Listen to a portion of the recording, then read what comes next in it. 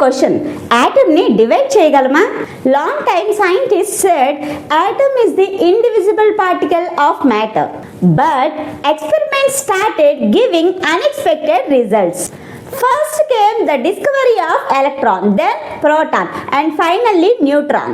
ఈ తినీ particles discovery వల్లనే మనకి అసలు యాటంలో ఏముంది అనే మిస్టరీ సాల్వ్ అయింది. So in this video let's travel back the time and see how the scientist discover these subatomic particles and how the idea of an indivisible atom completely changed. Let's start. Hello everyone, welcome to my channel Bhagira's Chemistry Academy. Chemistry made simple. So already some basic concepts of chemistry అనే chapter complete చేసుకున్నాం కదా నాన్న. Today we have started a new chapter, that is atomic structure. So ఈ chapter complete అయ్యే లోపల అసలు atom అంటే ఏంటి, ఈ యాటంలో ఏమేం పార్టికల్స్ ఉంటాయి, ఆ పార్టికల్స్ ఏ విధంగా అరేంజ్ అయ్యి ఉంటాయి, ఏ సైంటిస్టు ఏ థియరీని ప్రపోజ్ చేశారు, ఈ అటామిక్ స్ట్రక్చర్ అనేది మోడర్న్ కెమిస్ట్రీకి ఏ విధంగా లీడ్ అయ్యింది, ఇలాంటి ఎన్నో ఇంట్రెస్టింగ్ విషయాల గురించి తెలుసుకుందాం. So first thing, what is meant by atom? Atom came from a Greek word, that is atomio. Atomio అనే గ్రీక్ వర్డ్ నుంచి atom అనే వర్డ్ ని డెరైవ్ చేశారు. సో గ్రీక్ వర్డ్ లో ఏ అంటే అర్థం నాట్ ఆర్ కెనాట్ బి. ఏ అంటే నాట్ ఆర్ కెనాట్ బి అని చెప్పి గ్రీక్ వర్డ్ లో అర్థం. అదే విధంగా టోమియో మీన్స్ కట్ ఆర్ డివైడెడ్ అని చెప్పి అర్థం. So in Greek word atom means not cut or cannot be divided అని చెప్పి meaning. In 5th century BC, Greek philosopher Democritus stated that matter is made up with tiny particles that cannot be divided further. So Greek philosopher అయిన డెమోక్రైటిస్ అనే అతను 5th century BCలోనే మనకి ఏమని propose చేశారు నాన్న? So ఏదైనా ఒక మ్యాటర్ అనేది, మ్యాటర్ అంటే ఏం చెప్పాను నాన్న? The component which have some mass and occupy some space is known as matter. So A object అయినా కూడా కొంత మాస్ ని కలిగి ఉంటుంది, అదే విధంగా కొంత స్పేస్ ని ఆక్యుపై చేస్తుంది. సో ఈ విధంగా మ్యాటర్ అనేది దేంతో మేడప్ అయి ఉంటుంది నాన్న? తినీ పార్టికల్స్ తో మేడప్ అయి ఉంటుంది. ఈ తినీ పార్టికల్స్ ని ఫర్దర్ గా మనం డివైడ్ చేయలేము. సో ఆటమ్ అనేది డివైడ్ చేయడానికి కూడా వీలు లేనంత స్మాలెస్ట్ తినీ పార్టికల్ అని చెప్పి 5th century BCలోనే గ్రీక్ ఫిలాసఫర్ అయిన డెమోక్రటిస్ ప్రపోజ్ చేశారు. సో ఆటమ్ అనేది డివైడ్ చేయడానికి వీలు లేనంత థినీ పార్టికల్ అని చెప్పి చెప్పారు. డివైడ్ చేయడానికి కూడా వీలు లేనంత థినీ పార్టికల్ అయిన ఆటంలో ఇంకొన్ని సబatomic పార్టికల్స్ ఉన్నాయి అని చెప్పి ఎక్స్పెరిమెంట్స్ ప్రూవ్ చేశాయి. సో ఈ ఆటంలో ఎన్ని సబatomic పార్టికల్స్ ఉన్నాయి, అదే విధంగా వాటిని ఏ సైంటిస్టులు ఏ ఎక్స్పెరిమెంట్స్ ద్వారా డిస్కవర్ చేశారు అనే విషయాన్ని గురించి ఈ రోజు వీడియోలో డిస్కస్ చేద్దాం. So the first one, discovery of subatomic particles. So ఈ సబatomic పార్టికల్స్ ని డిస్కవరీ చేయడానికి మేజర్ గా ఫౌండేషన్ వేసింది మైకెల్ ఫారడే అనే సైంటిస్ట్. ఈయన 1830లోనే electricity is passed through a solution of an electrolyte, then chemical reactions are occurred at electrodes which resulted in the liberation and deposition of the matter at the electrodes. He formulated certain laws. So మీ అందరికి Faraday's laws idea ఉన్నాయి కదా నాన్న? మీరు before classes లో Faraday's laws గురించి వినే ఉంటారు. సో దీన్ని బేస్ చేసుకొని ఇన్ మిడ్ ఆఫ్ 1850s లోనే నంబర్ ఆఫ్ సైంటిస్ట్ స్టడీ చేశారు. ఎస్పెషల్లీ ఫారడేస్ అనే scientist cathode ray discharge tube లో ఎలక్ట్రికల్ డిశ్చార్జ్ అనేది ఏ విధంగా జరుగుతుంది అని సెవరల్ ఎక్స్పెరిమెంట్స్ చేశారు. ఈ క్యాథోడ్ రే డిశ్చార్జ్ ట్యూబ్ ని బేస్ చేసుకొని 1897లో జేజే థామ్సన్ అనే సైంటిస్ట్ ఎలక్ట్రాన్ ని డిస్కవర్ చేశారు. అసలు క్యాథోడ్ రే డిశ్చార్జ్ ట్యూబ్ అంటే ఏంటి, క్యాథోడ్ డిశ్చార్జ్ ట్యూబ్ అసలు ఏ విధంగా ఉంటుంది, ఏ విధంగా ఎక్స్పెరిమెంట్స్ చేసి ఎలక్ట్రాన్ ని డిస్కవర్ చేశారో తెలుసుకుందాం. ఈ క్యాథోడ్ రే ఎక్స్పెరిమెంట్స్ ని యూజ్ చేసుకొని జేజే థామ్సన్ అనే సైంటిస్ట్ ఏ విధంగా ఎలక్ట్రాన్స్ ని డిస్కవర్ చేశారో చూద్దాం. This cathode ray discharge tube is made up with glass and containing two tiny plates called electrodes. So మొత్తం ఇదంతా కూడా దేంతో మేడప్ అయి ఉంటుందమ్మా? గ్లాస్ తో మేడప్ అయి ఉంటుంది. అదే విధంగా టూ తినీ మెటల్ ప్లేట్స్ ఉంటాయి. These are called as electrodes. So electrodes are nothing but thin metal plates. అది ఏ మెటల్ తో అయినా చేసి ఉండొచ్చు, కాపర్ కానీ జింక్ కానీ or any other type of metal. So అలాంటి రెండు ఎలక్ట్రోడ్స్ ని బోత్ సైడ్స్ ఉంచుతాం. వీటిలో ఒకటి యానోడ్ అయితే ఇంకొకటి ఖచ్చితంగా వెరీ గుడ్ క్యాథోడ్ అయి ఉంటుంది. సో ఒక ఎలక్ట్రోడ్ వచ్చేటప్పటికి క్యాథోడ్, అదే విధంగా ఇంకొక ఎలక్ట్రోడ్ వచ్చేటప్పటికి యానోడ్. సో మీకు ఆల్రెడీ తెలుసు కదా, యానయాన్ అంటే నెగిటివ్ ఛార్జ్. సో యానియాన్ అంటే అర్థం ఏంటన్నా? నెగిటివ్ ఛార్జ్ అని అర్థం. అదేవిధంగా క్యాటియాన్ అని అంటే పాజిటివ్ ఛార్జ్ అని చెప్పి అర్థం. But anode means positive. ఇక్కడ నేను యానోడ్కి ఏ సింబల్ వేసాను? పాజిటివ్ సింబల్ వేసాను. అదేవిధంగా క్యాథోడ్కి వచ్చేటప్పటికి నెగిటివ్ సింబల్ వేసాను. సో ఇక్కడ సింబల్స్ వచ్చేటప్పటికి రివర్స్లో ఉన్నాయి. Why? Because cathode can attract the positive ions. So positive అనేది ఏది అట్రాక్ట్ చేస్తుందన్నా? నెగిటివ్ అట్రాక్ట్ చేస్తుంది. అందుకనే క్యాథోడ్ని మైనస్ అని అన్నాం. సో క్యాథోడ్ మైనస్ అంటే అది వేటిని యాక్సెప్ట్ చేస్తుంది? పాజిటివ్ అయాన్స్ని యాక్సెప్ట్ చేస్తుంది. యాజ్ వెల్ యాజ్ యానోడ్ అంటే మనకి జనరల్గా యానియాన్ అంటే నెగిటివ్ ఛార్జ్, బట్ యానోడ్ అంటే ఇక్కడ పాజిటివ్ ఛార్జ్ వేశారు. సో యానోడ్ అనేది పాజిటివ్ ఛార్జెస్ని అట్రాక్ట్ చేస్తుంది. సో పాజిటివ్ ఛార్జెస్ అట్రాక్ట్ అవ్వాలి అంటే ఆపోజిట్ పోల్ ఉండాలి. అందుకని యానోడ్ ని మనం పాజిటివ్ ఛార్జ్ తో రిప్రజెంట్ చేసాం. Is it clear? So cathode ray discharge tube అనేది గ్లాస్ తో మేడప్ అయి ఉంటుంది.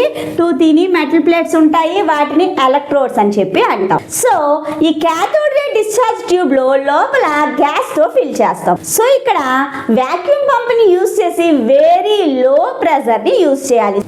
సో ప్రెజర్ అనేది ఎప్పుడు కూడా ఎలా ఉండాలి నాన్న? లో ప్రెజర్ ఉండాలి. At the same time high voltage ఉండాలి. సో వోల్టేజ్ అనేది ఎప్పుడు కూడా హైగా ఉండాలి. అంటే ఎలక్ట్రిసిటీ వోల్టేజ్ వచ్చేటప్పటికి హైగా ఉండాలి, బట్ ప్రెజర్ వచ్చేటప్పటికి లోగా ఉండాలి. అప్పుడు మాత్రమే లోపల ఉండే గ్యాసెస్ ద్వారా ఎలక్ట్రిక్ డిశ్చార్జ్ అనేది పర్ఫెక్ట్గా జరుగుతుంది. సో ఈ క్యాథోడ్ రే డిశ్చార్జ్ ట్యూబ్ని యూజ్ చేసుకొని జేజే థామ్సన్ అనే సైంటిస్టు ఏ విధంగా ఎలక్ట్రాన్స్ని ఫైండ్ అవుట్ చేశారో చూద్దాం. సో జేజే థామ్సన్ అనే సైంటిస్టు ఈ క్యాథోడ్ రే డిశ్చార్జ్ ట్యూబ్లో గ్యాస్ని ఫిల్ చేసిన తర్వాత very low pressure and high వోల్టేజ్ని యూజ్ చేసి ఎలక్ట్రిసిటీని పాస్ చేశారు. సో ఈ ఎలక్ట్రిక్ డిశ్చార్జ్లో ఏం అబ్జర్వ్ చేశారు అంటే, సో ఎప్పుడైతే ఈ ఎలక్ట్రోడ్స్ని యూజ్ చేసుకొని ఎలక్ట్రిసిటీని పాస్ చేశారు, వెంటనే నెగిటివ్ ఎలక్ట్రోడ్ నుంచి పాజిటివ్ ఎలక్ట్రోడ్కి నెగిటివ్ ఎలక్ట్రోడ్ నుంచి పాజిటివ్ ఎలక్ట్రోడ్కి కొన్ని పార్టికల్స్ అనేవి మూవ్ అవ్వడం అబ్జర్వ్ చేశారు. సో నెగిటివ్ ఎలక్ట్రోడ్ అంటే ఏంటన్నా? క్యాథోడ్. సో క్యాథోడ్ దగ్గర నుంచి పాజిటివ్ ఎలక్ట్రోడ్ అయిన యానోడ్ దగ్గరికి కొన్ని పార్టికల్స్ అనేవి మూవ్ అవ్వడం అబ్జర్వ్ చేశారు. సో ఈ విధంగా క్యాథోడ్ నుంచి యానోడ్కి మూవ్ అయిన పార్టికల్స్కి cathode rays or cathode ray particles అని చెప్పి పేరు పెట్టారు. So already cathode ray discharge tube ఎక్స్పెరిమెంట్లో వాళ్ళకి ఒక క్లారిటీ వచ్చింది. పార్టికల్స్ అనేవి క్యాథోడ్ వైపు నుంచి యానోడ్కి మూవ్ అవుతున్నాయి. సో యానోడ్ అంటే పాజిటివ్ ఛార్జ్, యానోడ్ మీద డిపాజిట్ అవుతున్నాయి అంటే అవి మేబీ నెగిటివ్ ఎలక్ట్రాన్స్ అయ్యి ఉండొచ్చు. అందుకనే పాజిటివ్ ఛార్జ్ అయిన యానోడ్ దగ్గర డిపాజిట్ అయ్యాయి. దీన్ని ఫర్దర్గా క్రాస్ చెక్ చేయడం కోసం సేమ్ క్యాథోడ్ రే డిశ్చార్జ్ ట్యూబ్లో ఒక స్మాల్ చేంజెస్ చేసి ఈ ఎక్స్పెరిమెంట్ని ఇంకొకసారి రిపీట్ చేశారు. సో కింద నుండి ఒకసారి చూడండి నాన్న.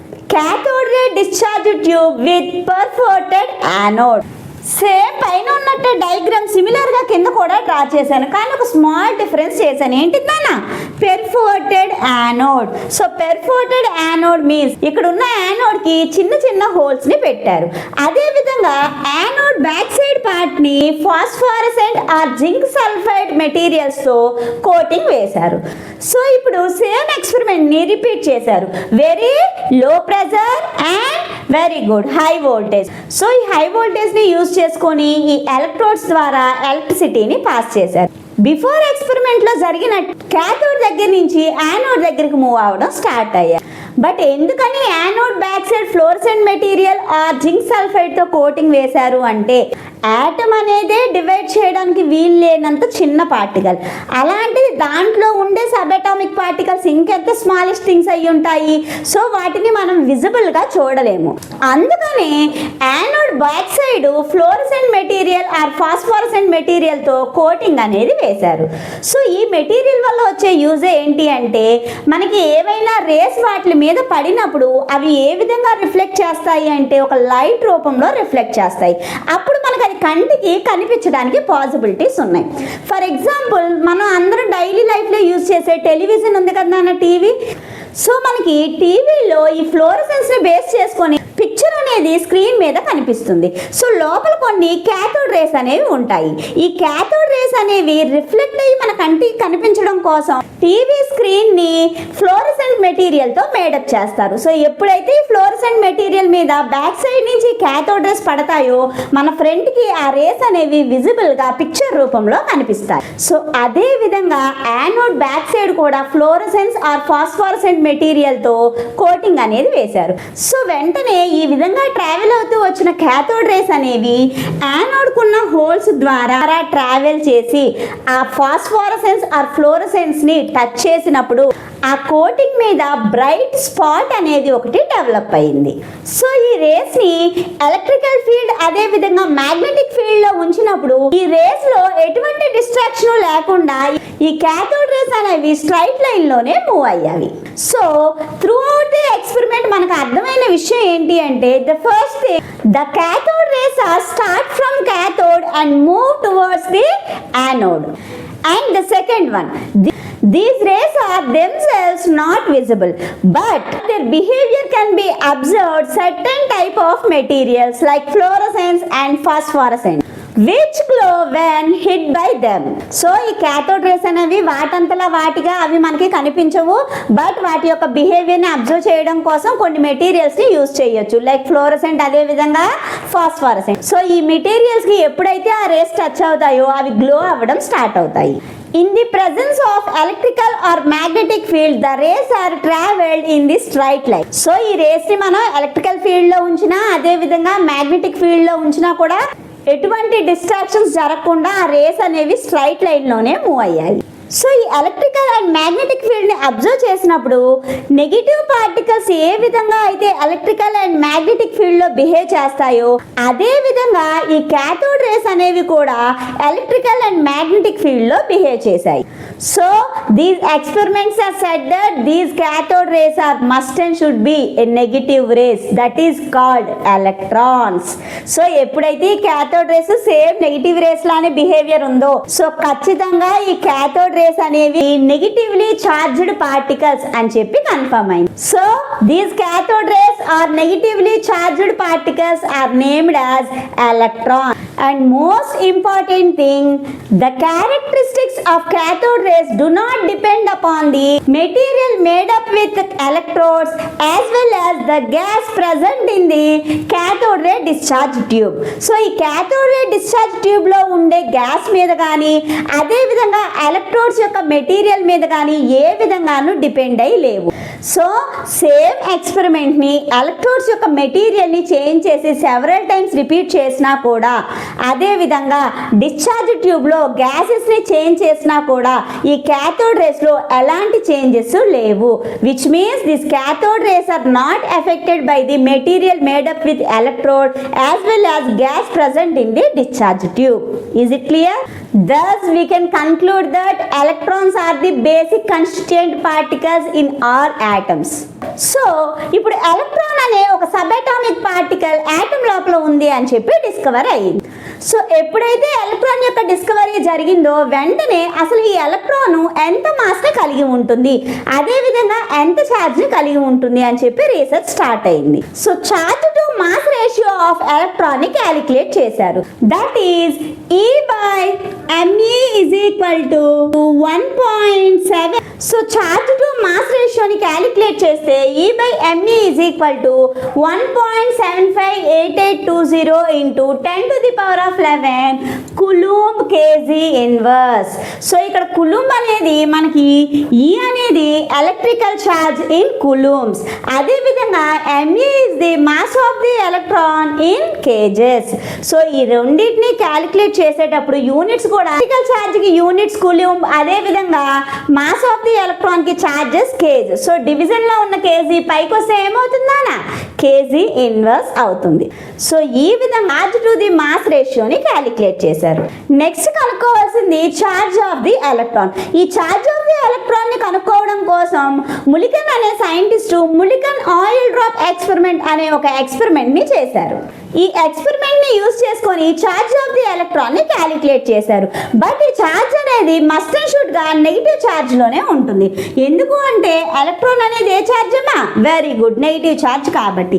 -1.6 ఇంటూ 10⁻−19 కులూంబ్. సో మనకి ఎలక్ట్రాన్ యొక్క ఛార్జ్ ఎంత నానా, -1.6 ఇంటూ 10⁻−19 కులూంబ్స్. ఎగ్జాక్ట్ గా చెప్పాలి అంటే -0.0176 ఇంటూ 10⁻−19 కులూంబ్స్.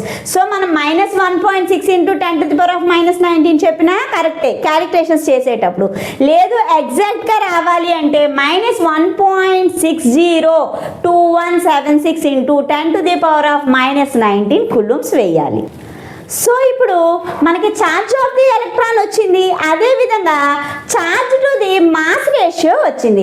ఇప్పుడు మనం ఈజీగా మాస్ ఆఫ్ ది ఎలక్ట్రాన్ని క్యాలిక్యులేట్ చేయొచ్చు. ఏం చేయొచ్చు నాన్న, మాస్ ఆఫ్ ది ఎలక్ట్రాన్ని క్యాలిక్యులేట్ చేయొచ్చు. సో ఏ విధంగా అంటే mass of the electron m is equal to charge of the electron divided by charge to the mass ratio which is given by J.J. Thomson.